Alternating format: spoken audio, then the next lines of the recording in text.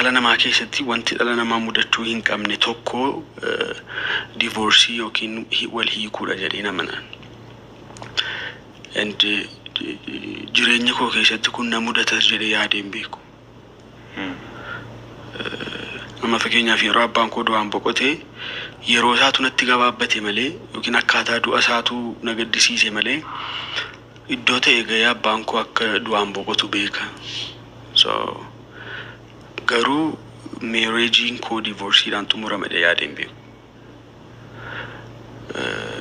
Egaa biyya lafaarra yeroo jiraattu immoo walakkaa waan itti barbaadduudha walakkaa waan itti hin barbaannedha. Wanti akka marriage kun immoo waan nama lamaati. Gama kooni waan danda'u hundumaa yaaleera. Maaliif hin barbaadu seenaan suni si keessatti hafa waan ta'eef. Waanuma amma kaateema jaalallee dhiiraaf durbaa wal jaalanna turre adda baaneettu miti. Kun gaa'ila ta'eeraa maatiin wal bareeraa namni sii bareeraa waadaa galteettaa waa meeqadha kun jireenya kee keessatti. Si biraan moo nafu si galee umurii kee guutuu dulloomtee waggaa 80-90 taateeyyuu marriagein kee akka inni feelii godhee ture si miti ijoolleen keeyyuu hin baru jechuudha. So si biraan nafu waan ta'eefi wanta qoosaa miti waan ta'eefi akka inni baraaramuu fi yaalii mataa kootii taasiseera. So